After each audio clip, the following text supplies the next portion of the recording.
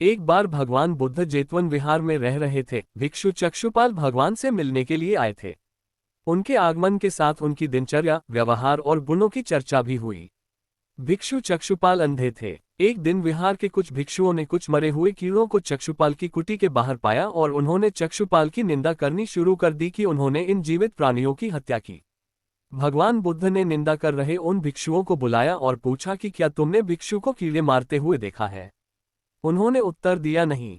इस पर भगवान बुद्ध ने उन साधकों से कहा कि जैसे तुमने उन्हें कीड़ों को मारते हुए नहीं देखा, वैसे ही चक्षुपाल ने भी उन्हें मरते हुए नहीं देखा और उन्होंने कीड़ों को जानबूझकर नहीं मारा है, इसलिए उनकी भर्त्सना करना उचित नहीं है। भिक्षुओं ने इसके बाद पूछा कि चक्षुपाल अंधे क्यों हैं?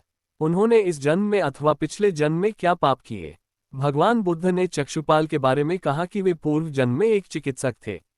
एक अंधी स्त्री ने उनसे वादा किया था कि यदि वे उसकी आंखें ठीक कर देंगे तो वह और उसका परिवार उनके दास बन जाएंगे। स्त्री की आंखें ठीक हो गईं, पर उसने दासी बनने के भय से यह मानने से इनकार कर दिया। चिकित्सक को तो पता था कि उस स्त्री की आंखें ठीक हो गई हैं। वह झूठ बोल रही है।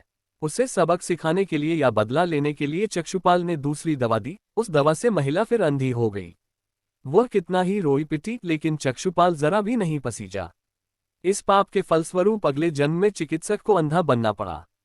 एक बार भगवान बुद्ध अपने अनुयायियों के साथ किसी गांव में उपदेश देने जा रहे थे। उस गांव से पूर्वी मार्ग में उन लोगों को जगह जगह बहुत सारे गड्ढे खुदे हुए मिले। बुद्ध के एक शिष्य ने उन गड्ढों को देखकर जिज्ञासा प्रकट की, आखिर इस तरह गड्ढे का खुदे होने का तात्पर्य क्या है? बुद्ध बोले, पानी की तलाश में किसी व्यक्ति ने इतने गड्ढे खोदे हैं।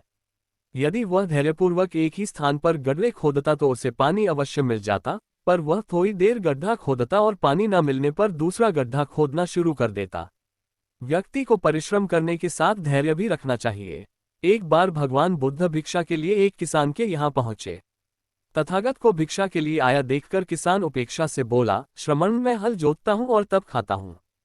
तुम्हें भी हल जोतना और बीज बोना चाहिए और तब खाना खाना चाहिए। बुद्ध ने कहा, महाराज, मैं भी खेती ही करता हूँ। इस पर किसान को जिज्ञासा हुई और वह बोला, मैं न तो तुम्हारे पास हल देखता हूँ, ना बैल और ना ही खेती का स्थल। तब आप कैसे कहते हैं कि आप भी खेती ही करते हो? आप कृपया अपनी खेती के संबंध में समझाएं।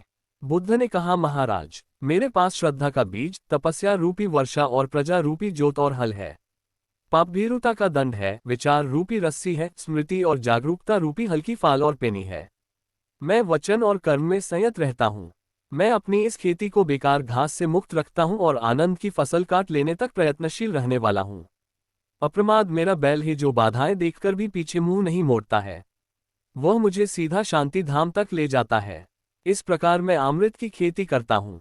भगवान बुद्ध का जब पाटलिपुत्र में शुभागमन हुआ तो हर व्यक्ति अपनी अपनी सांपत्तिक स्थिति के अनुसार उन्हें उपहार देने की योजना बनाने लगा।